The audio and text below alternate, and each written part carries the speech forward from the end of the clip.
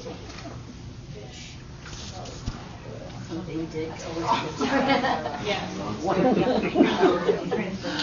you get the L? It's capital. Yeah, all capital. You gotta do all capitals. Mm-hmm. And then click the screencasting.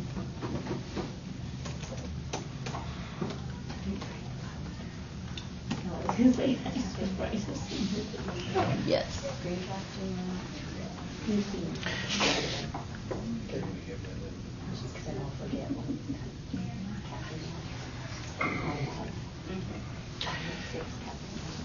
My name's Travis True. I'm the Curriculum Technology Coordinator over in Topeka for Topeka Public Schools. I'm also a Google Certified Trainer. This is a screencasting session, so what I want to do is just give you some information about screencasting and why you might want to start. It's a really easy way to capture lessons and also make sure that you're giving the resources that you want to give to students. So, and everything I'm going to show you on here is free, and you can start using those tools now. So I'll be jumping back and forth between the slide deck and some other tools to show you. But we'll go ahead and get started. So screencasting it's just video recording, capturing what's on your computer screen, and it usually includes audio. So, like for me, in my situation in Topeka, being an integration specialist, I do a lot of video tutorials. So, anytime, and it's almost to the point now that when I get a question from a teacher about how to do something, instead of typing out all of the steps, which could take me 5 to 10 minutes to do that, or maybe do some screenshots, I'll just do a video. Maybe it's a 2-minute video real quick, and then just send them the link, because that's really quick for me. And then it's saved. Then I have access to it for the next time someone else asks me that same question.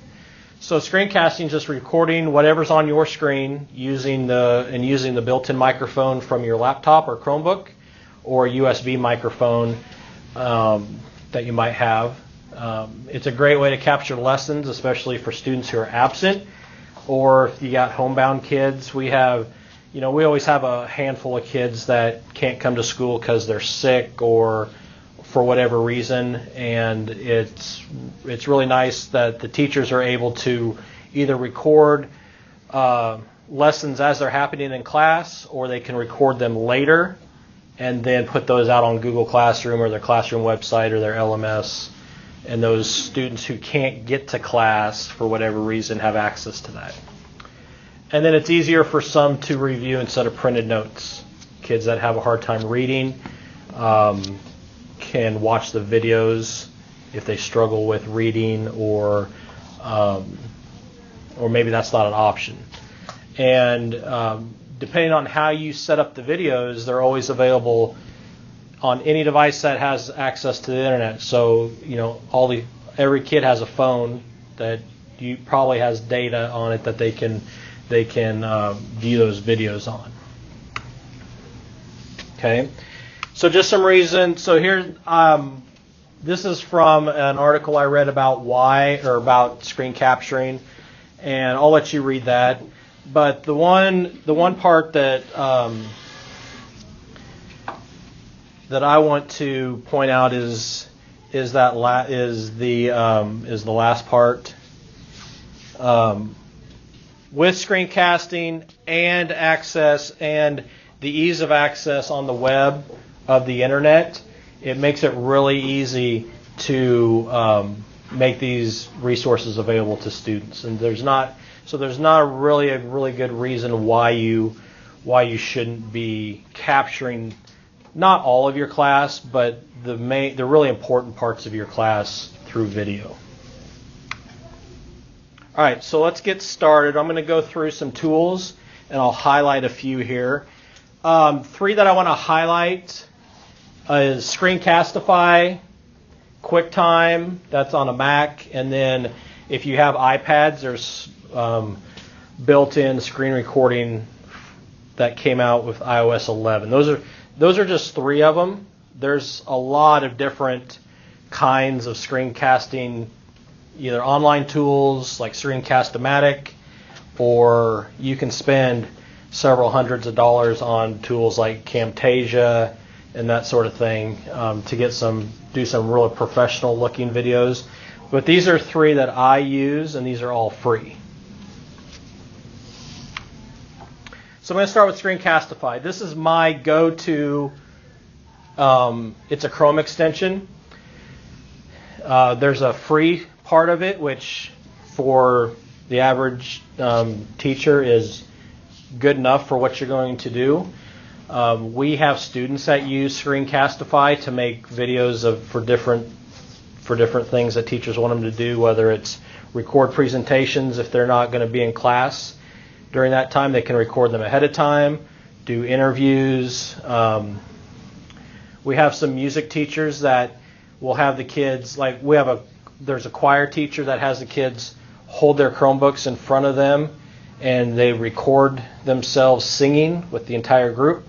Those videos get uploaded to Classroom, and then the choir teacher can go back and listen to those individual students singing with the entire group. And so they're not taking time to pull them out of class to do individual, voice tests or whatever they call it. And some of our instrumental music teachers do the same thing, where they have kids practice at home, record themselves practicing, and then upload that.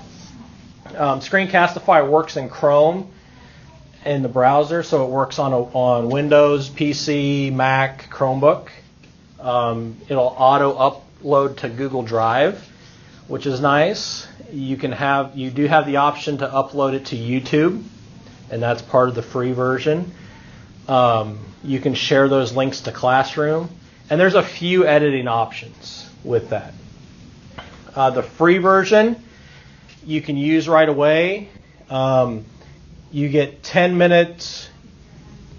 You're limited to 10 minutes per video. So the maximum you can do for each video you record is 10 minutes. And you're limited to 50 videos a month. So you could do 10-minute videos 50 times a month. And there's also a Screencastify watermark that gets put up in the top right-hand corner. Or for about $25 a year, there's no time limit. You can do unlimited videos a month. There's no watermark. You can crop or trim your videos. You can also export your videos out to an MP4 format. And then, like for me, what I would do with that is then I put that into iMovie or to Movie Maker on a Windows 10 computer, and then I can add some titles and make it look kind of nice. We actually started using it.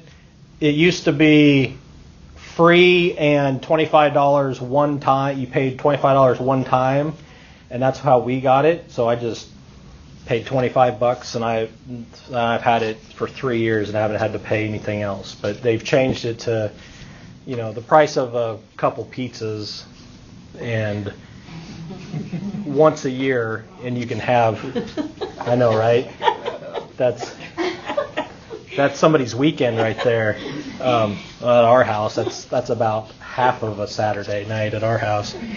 So anyway, let me show you how Screencastify works. So to get Screencastify, I'm going to go to Google, and I'm going to search for the Chrome Web Store. The Chrome Web Store is where the Chrome apps and extensions live. And the extensions are these tools that, all these icons up here are extensions. And extensions are just little tools that add some functionality to your browser, so you can use those tools without leaving the Chrome browser. And the name of it is Screencastify, F-I-F-Y, and it's this one. It's that one there. It's kind of got the the pinkish kind of background. It's got this little arrow with this video camera in there. If you don't have it installed, it'll say add to Chrome. It'll be blue. It says add to Chrome, and you just follow the prompts and add it in. When you get it added in, it'll show up here, automatically show up, and you'll have that kind of pink looking arrow with the video camera. And when you click on it, it'll take you through some setup. There's like 3 things you got to do to set it up. One is you have to attach it to your Google account, and when you do that, there's a Screencastify folder that gets put on your Google Drive. So any videos that you make automatically go into that folder. So same with students. If students are using it, the videos go automatically into that folder. So this is ready to go. So you have 3 options here. I can record just the tab. So if I wanted to record just the tab, it would just be this tab that I'm recording, and I wouldn't see anything else on the screen. The problem with this is if I'm switching between tabs, then it's only going to record the one tab, and if I switch to another, it's not going to record that one. The desktop, that's the most common one that I use. It records anything that's on the desktop. So I can hit record, I can minimize Chrome, and I can bring up like Active Inspire, or bring up another like Power School, or anything else I'm doing a video tutorial on, and whatever's showing on my screen, as long as it's set to desktop, will be picked up with the video. And then the webcam only uses the webcam on the laptop or the Chromebook. And so this is the one that the choir teacher uses when the kids record singing, or those kids that are playing instruments, they use that, or if they're doing interviews, they do the webcam only. So I'm going to show you desktop. Right now, the microphone is turned on, and it's going to use my built-in microphone.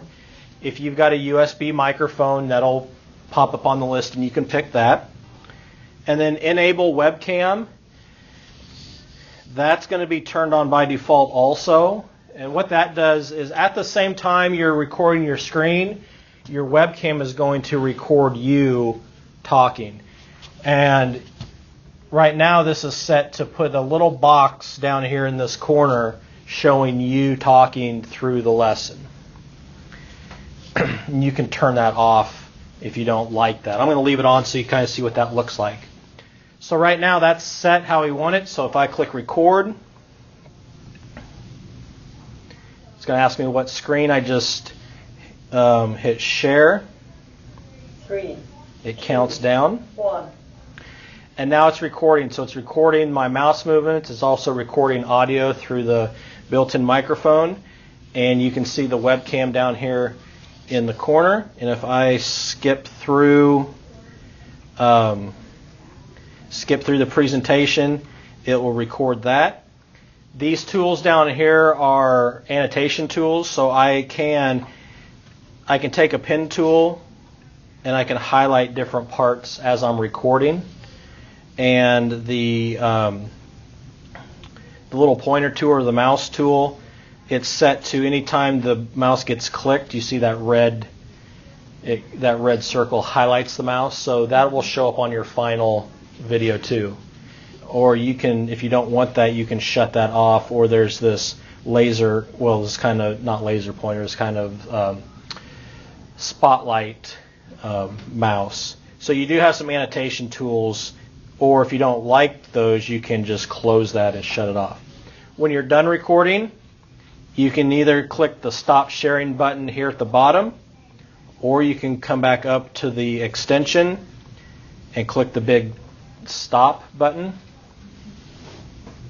Now it's recording, so it's recording my mouse movements. It's also recording audio. It opens up a new tab. It automatically starts playing so you can preview it. This is the name of it right here, just like any Google Doc. You can click up there and change the name. Over here, it's already uploaded to Drive. I can click and get the link to that video, or I can click on this and it takes me to the folder and to the video in my Google Drive, and then it gives me some other details, how long it is, when it was created, how much space it's taking up, that sort of thing. What I want to do is skip over here to where those annotation tools. Presentation, it will record that. These tools down here are annotation tools, so I can take a pen tool and I can highlight different parts as I'm recording. Okay, so you can kind of see how those annotation tools work. Since I have the free or the premium version, I have access to a couple of more tools here at the top. This button allows me to download that video to my computer, so I can download this or save it to my desktop. This share button here, this is where if you have a YouTube channel set up, you can have that video be uploaded right to your YouTube channel. The Get Link button, it uploads it to YouTube and it generates a link. And then here pretty soon when this is done, there's a Share to Classroom button right here. So if I click on that, it will come up and it'll say, okay, which class do you want to put it in? Which class do you want to put it in? Do you want it to be part of an assignment or a question or an announcement? And then you can start building your assignment right from there. And you can also change the privacy. When it's on YouTube, you can change the privacy. It's always going to be set to unlisted. People that have the link are able to view it, so it can't be found when you do a Google search or a YouTube search. But you can change that to make it public, so it can be searched, or make it private. Usually just leave it as unlisted. All that sharing is only with the premium version? No, the sharing is with the free version. So you can upload to YouTube for free. The downloading is part of the paid version, and the cropping or the trimming is part of the paid version. So I can come in here and trim. I can trim from the beginning and from the end. That's something you have to pay for. Now it's recording, so it's record. Yeah, I know. And then there's a trash can button there. If you don't like it at all, you can just go ahead and delete it. What if you have a video on a website you wanted to, like, because we do Mr. Science and if there's a kid gone, they don't have access to the videos we watched during science class. Yeah. Can you? As long as your microphone is okay, and your volume is turned up on your laptop, usually it'll pick up that audio from the video, Okay. and it just records. It's okay quality. It's not the best, but generally, so we've had some teachers do that, and the other thing that they do is they just link to that video or to that page and put that in Classroom. Oh, is there usually? Okay. That's usually one of the workarounds that I've seen is you just play the video and record it through there. All right, so I'm going to close this tab. I'm going to go back into the extension. Now the 3 lines here in the top left, it shows you your subscription details. So if it's free, you can click on that and it'll say you're running the free version. My recordings. This is from one of my Screencastify folders. So these are all videos that live in Drive. I can go and look at any one of these and download them or crop them or get the link to them from the YouTube link from them if I want. So those are all my recordings under options. This is part of what you do to set it up initially. You have the choice to either have it upload straight to Drive or download to your laptop if you don't want it to go to Drive. Because you have unlimited space in Drive, it's kind of a no-brainer to have those upload straight to Drive instead of having it saved to your computer. Can you specify which folder, or does it just go into the... It makes a Screencastify folder. Yeah. You have some notifications that you can turn off if you want, and those aren't really annoying like other notifications. And some other recording settings. If you don't like how it opens that other tab after you're done recording, you can shut that off. Same with autoplay. It will pause if it's low on disk space. It will pause, but that shouldn't be a problem. Let's see, what else?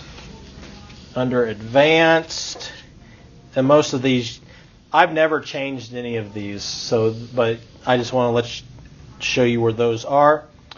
And then there's a pretty good help section. But if you go onto YouTube and search Screencastify, there's a lot of different things there too. But that's pretty much it for Screencastify.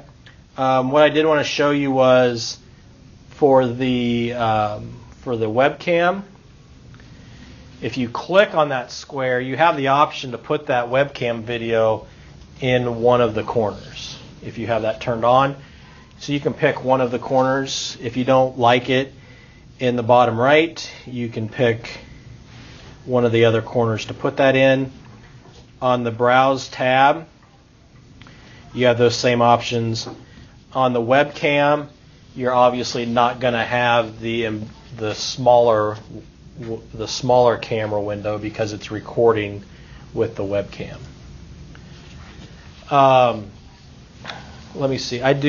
Let me show you. I don't think I probably have it.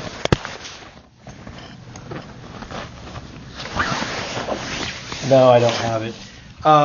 Let me show you if you're interested in doing this and doing, quite a bit.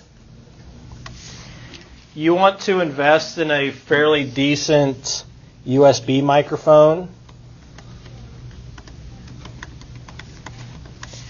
And we found this one. This is one that we recommend. This is by this company is called Blue, and they are known for their USB microphones. This one is about this big, and it folds up in a nice little package, and I usually just have it in my bag. But that's a pretty good high quality microphone. It can either hang from the top of your laptop, or it can sit next to you, and you don't have to be right into it. And it does a pretty good job with background noise. Now, if you're really serious,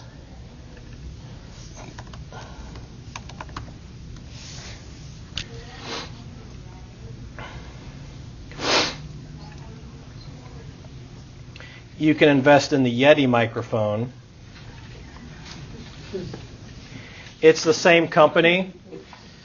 This is when we're actually doing some podcasting and some other things that we need some really good audio for. We'll use one of these. I was a computer lab teacher. I had one of these in my computer lab. And what I like about it, it's omnidirectional. So kids can sit all around it and talk, and it'll pick up the sound from all the directions because it's completely round. And so I would just stick it in the middle of the desk and capture conversation of kids. They're just sitting there talking about projects and different things.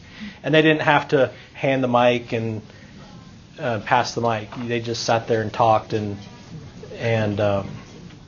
But that's a little bit more expensive.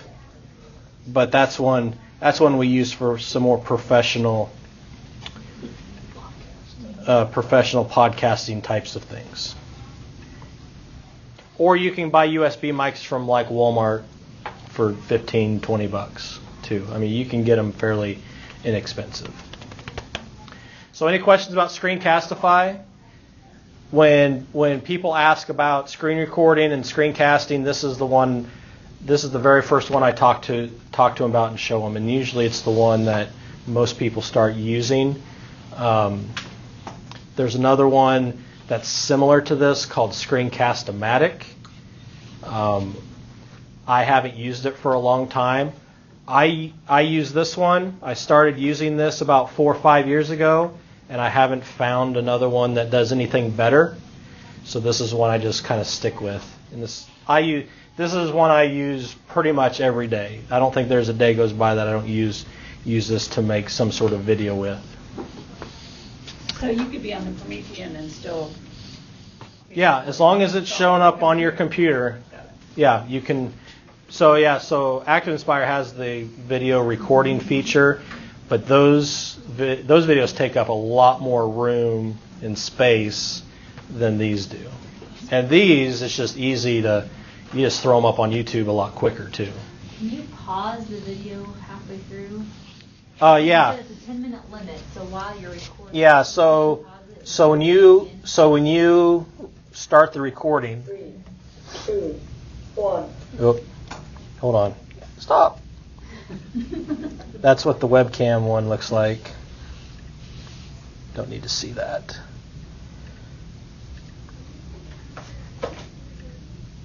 Three, 2, 1. Down here, so there's two places you can pause. There's a pause button here, or you can click on the icon and you can pause it, and then you can set up whatever you need to set up. And then you just don't hit stop. You hit the play. It looks like play. Because if you hit stop, then that stops it. So you hit play again to start. But so if you do it from down here, it looks like a play button. And so to restart the recording again, you hit play, and then it'll do it again.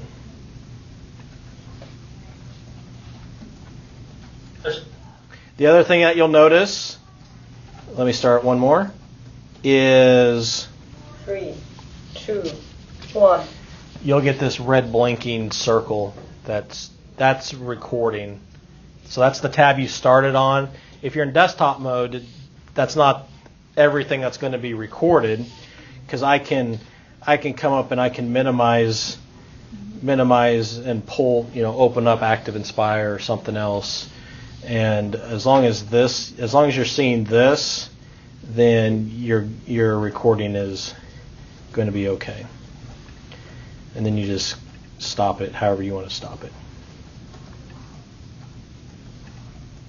All right, so any other Screencastify questions? So on that PowerPoint or that slide deck page, I got a page that has a link to the Chrome store. There's a Screencastify HyperDoc that's got some more information on it, and then their website. But I'd really look into paying the $25 every year to do it. It's not all that much once a year, and the trimming and some of the other stuff that you get with it I think you'll find pretty useful. Now the student version, do they get all of the same features for free as far as the 10-minute limit? Yeah, so the free versions, whether you're a teacher or a student, are the same. Okay. It just goes to their account, and if they wanted to pay the $25 to get the premium version, they could do that. And it goes towards their account. So when they're seniors and they go on and graduate and their account's done, then they don't have access to that premium account anymore. Same with teachers. If you buy it now and then move to another district, you will have to re-up with that new account. All right. I don't see too many Mac users in here, so we're not going to spend a whole lot of time on this. But Macs have, they've got their own tool built into QuickTime, and it comes with the Mac. And you can do basically the same thing that you can do with Screencastify, but it's on the Mac. But you have to manually upload it to YouTube and upload it to Google Drive and Classroom. But you can edit it in iMovie on a Mac. But there's no other Mac people in here, so we're going to skip that part. And does anybody using iPads? No. Okay. We have some. You have some? Yeah. Okay, so with iOS 11, there's now a way that you can use the screen. There's a built-in screen recorder that you can record anything that pops up on the screen. And when you stop the recording, that video gets saved directly into your camera roll where your pictures would go. And then you can take that movie and put it into iMovie or in any other app that will take that video file. And to get to it, this thing was working. Here is how, let me show you this. Here is how you can turn that on if you have a phone or an iPad. Well, that sure didn't work.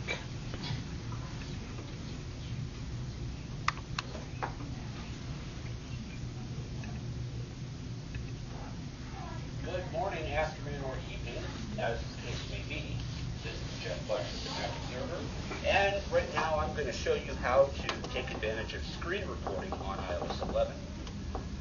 In order to use screen recording, the first thing you need to do is enable the control flow in the Control Center. To do that, we go to Settings, go to Control Center, Customize Controls, and then scroll down until you find Screen Recording, tap the plus sign next to it, and move it to wherever you'd like it to be in your control center. Once that's done, you can go ahead and swipe up to access your control center, and you'll see a new icon that is a circle inside another circle. Tap on that icon, and you'll start recording.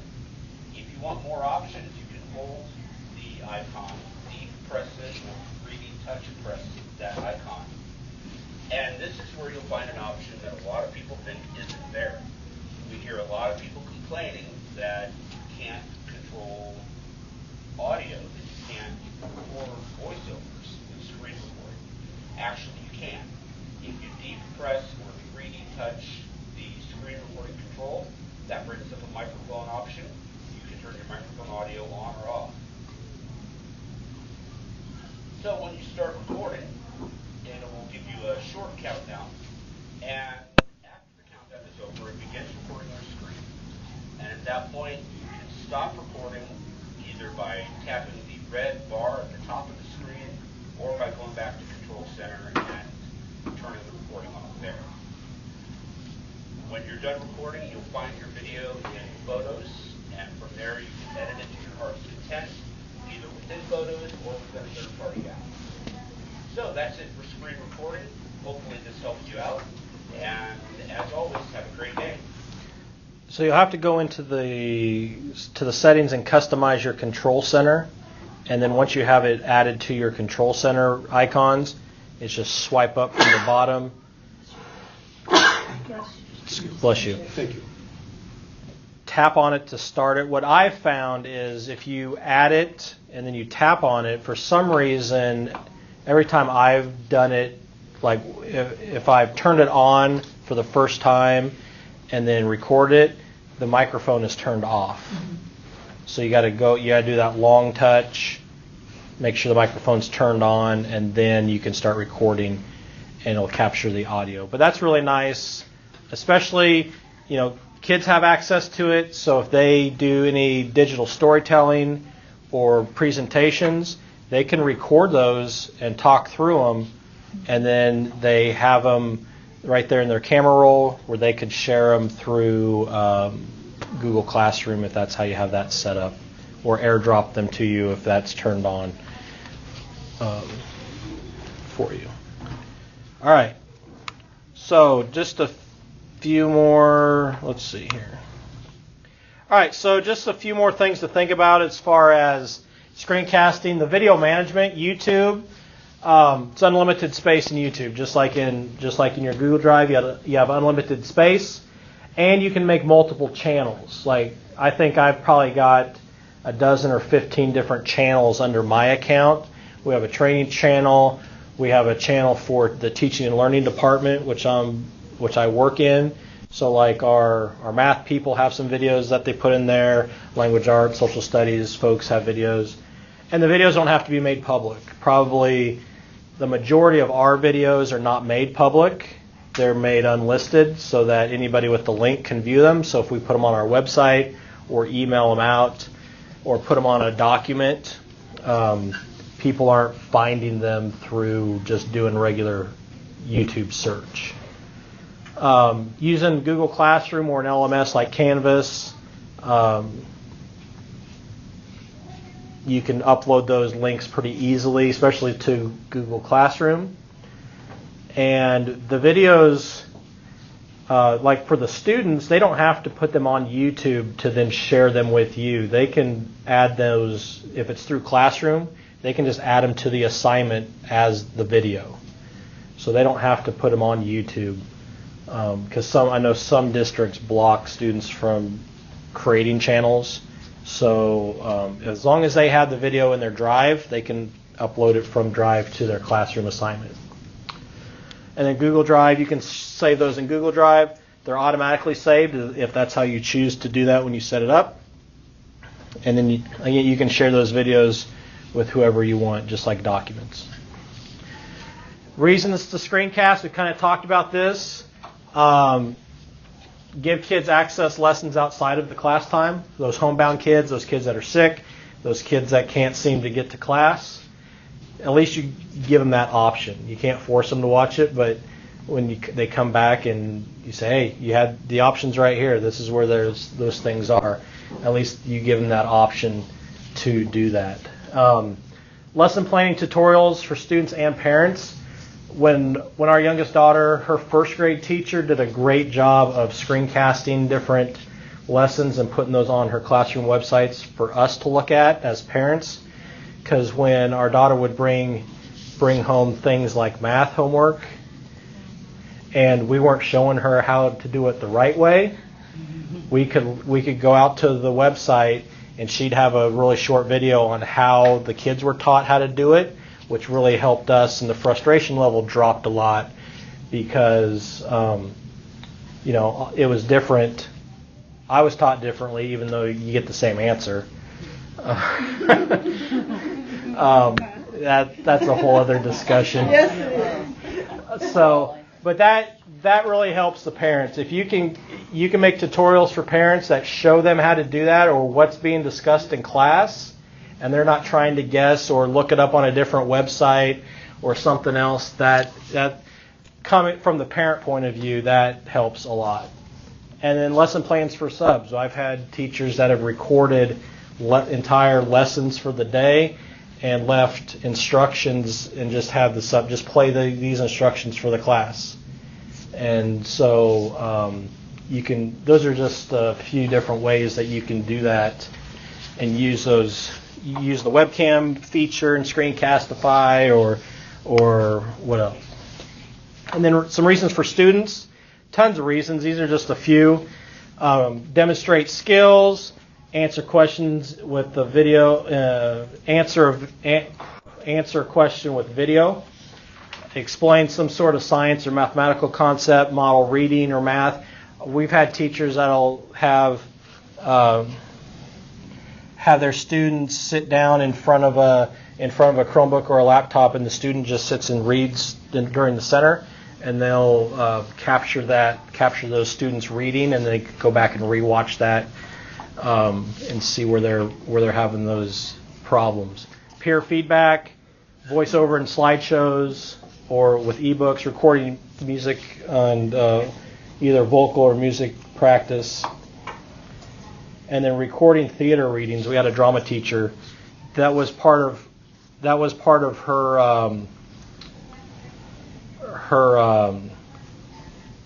tryouts for one of her plays.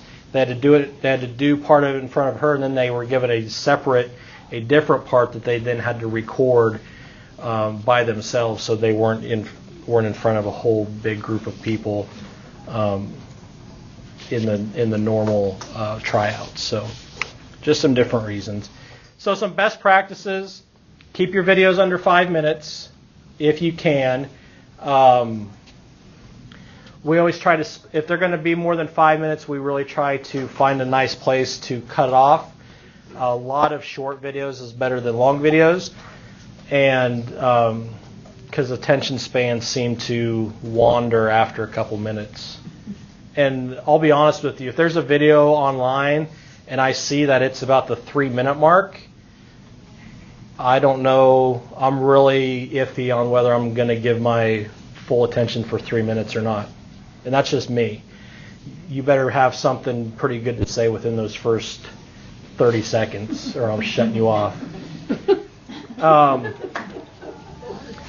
Write a script. I've gotten to the point where I can sit down and do something without really needing a script, but when I started, I would either write bulleted notes or a script so I make sure that I get in everything that I want to say. Don't worry about what you sound like, because that's what the students hear every day.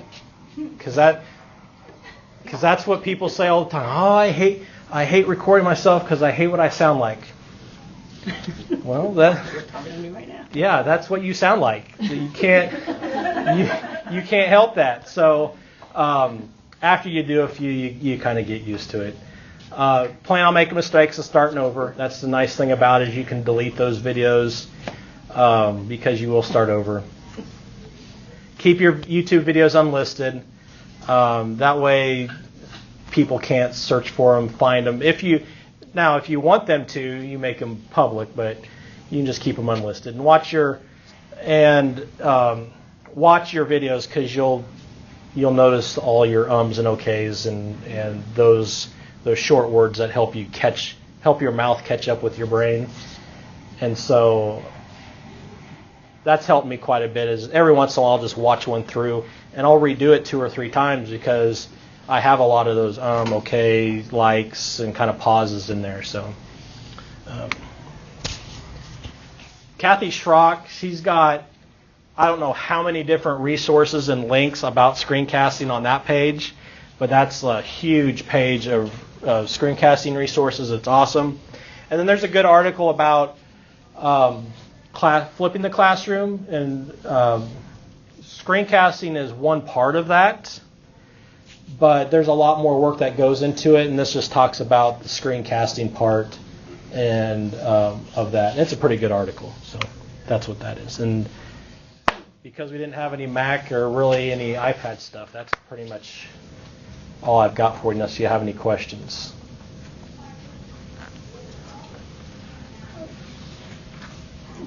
No? Okay. That's all I got for you. Thank you. Before you leave, there's the link to the session evaluation form before you leave, if you'll fill that out. And that came out in the email from Teresa, so that's not my evaluation, that's Teresa's form that she sent out.